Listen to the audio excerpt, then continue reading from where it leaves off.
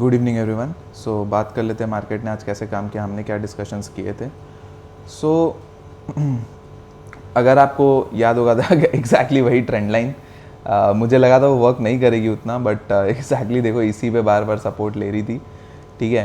And आज के दिन तो देखो कम्प्लीटली साइडवेज रहा मार्केट, कोई मूवमेंट नहीं था। देखो दो रीजंस हो सकते हैं इसमें। जनरली मैंने देखा है जब भी ये हॉलीडे होता है आपका, सेटलमेंट हॉलीडे, ठीक है, एसएच लिख रहे हैं, तो सेटलमेंट हॉलीडे में मैंने ये देखा है जनरली कि मार्केट एक गैप अप खुलता है और साइडवेज पड़ा रहता है। ये बहुत बार हुआ है, ठीक है। गैप अप नहीं भी खुले तो हल्का फुल्का गैप अप खुल के भी साइडवेज रहता है, बट रहता है, वैसा ही कुछ रहता है। एंड प्लस 1 अप्रैल है तो बहुत सारे लोगों का सैलरी वैलरी की वजह से SIP हिट होता है ना, उसके वजह से मार्केट में बाइंग आती है, जो भी है उसकी वजह से हो सकता है फर्स्ट कैंडल पे जो है उसके बाद पूरे दिन साइडवेज।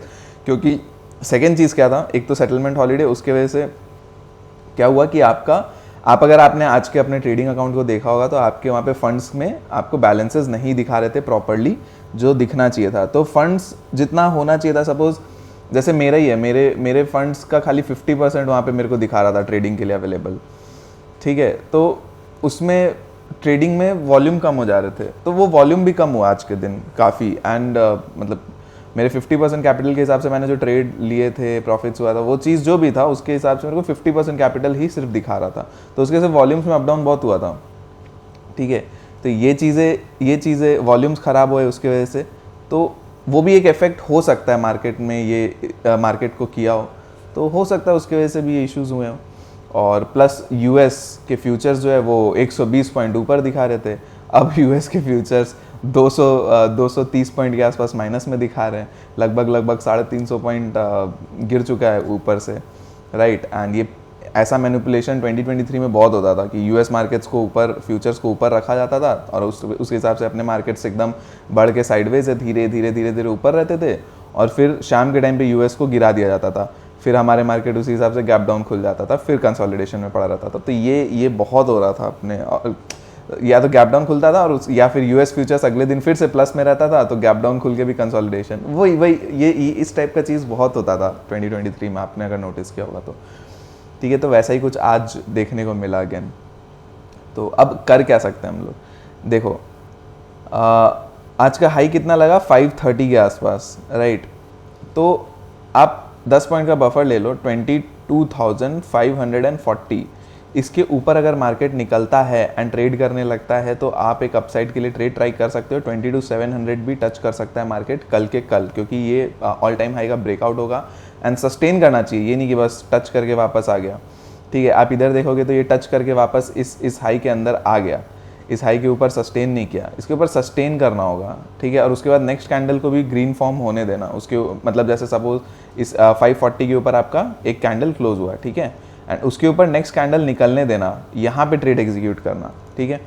और आपका SL 22,520, आप स्ट्रिक्ट SL लगा के बैठ जाना, ठीक है। ये जो 520 का लेवल है, ये इधर, इसको स्ट्रिक्ट SL लगा के बैठ जाना, ठीक है। इसके नीचे वापस जाए मार्केट तो आप यहाँ से एग्जिट कर जाना, तो 20 पॉइंट का आपका SL रहेगा, ठीक है।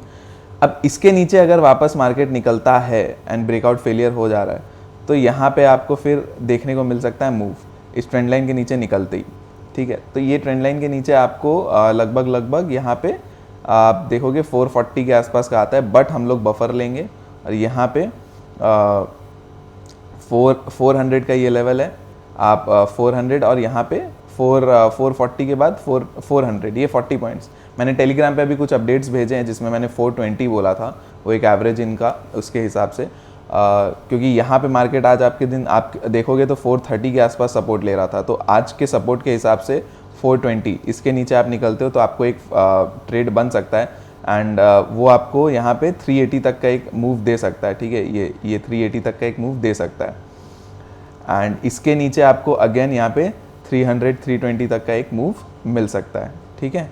तो ये आपके टारगेट्स हो सकते हैं, और उसके नीचे भी निकला तो फिर तो आपको पता ही है कैसे नीचे आ सकता है, फिर देखते हैं क्या होता है।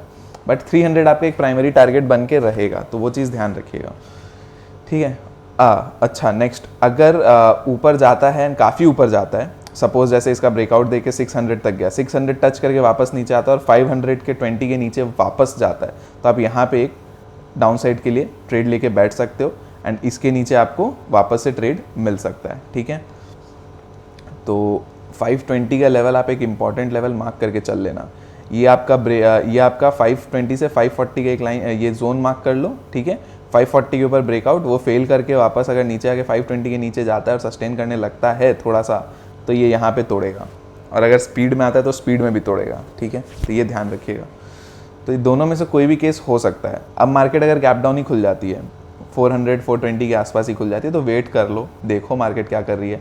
तो अगर 420 के आसपास गैप डाउन ही खुल जाती है तो आप वेट करो और देखो ये 380 के नीचे वापस निकलती है क्या, 22,380 के नीचे निकल के सस्टेन करती है तो आप निकलोगे। 380 के नीचे निकलते ही ट्रेड एग्जीक्यूट नहीं कर लेना, थोड़ा सस्टेन करने दो, ठीक है। गैप डाउन खुलने का केस में अलग है, फ्लैट के केस में पूरा अलग है। एंड गैप अप खुल के, अगर ये गैप अप भी खुल के 520 500 के आसपास गैप अप खुल के 540 क्रॉस करती है तो भी वो वैलिड रहेगा, ठीक है। गैप डाउन बस एक डिफरेंट सिनेरियो बना के दे रहा है आपको। चलिए नेक्स्ट आते हैं बैंक निफ्टी में। बैंक निफ्टी तो और ही ख़त्म था, बैंक निफ्टी ने तो भाई 100 पॉइंट के अंदर ही पूरा दिन निकाल दिया एंड मतलब अलग ही कुछ चल रहा था। तो बैंक निफ्टी में देखो हमने एक्सपेक्ट किया था कि ये ब्रेकआउट होने के बाद एक 47,900 तक का मूव मिल सकता है, बट नहीं मिला। क्यों? आज वही मैंने आपको रीजंस बता दिए। तो बैंक निफ्टी में क्या है, 47,400 ये लेवल ध्यान रखो, इसके नीचे सस्टेन करने लगता है तो 47,200 एंड 47,000 तक के लिए भी आप आ सकते हो। अपसाइड में क्या है, अपसाइड में आज का हाई मार्क कर लो, ठीक है। इसके ऊपर अगर निकलते हैं हम लोग और सस्टेन करने लगते हैं तो 47,700 आपका फर्स्ट टारगेट रहेगा ही, फिर 47,800 900 तक भी जा सकते हैं। 47,900 एक प्राइमरी टारगेट मेरा बन के आएगा, और 48,000 तक धीरे धीरे जा भी सकते हैं, नहीं भी जा सकते हैं, यहाँ से भी रिजेक्शन ले सकता है, या 48,000 टच करके भी रिजेक्ट कर सकता है, ठीक है, पॉसिबिलिटी है।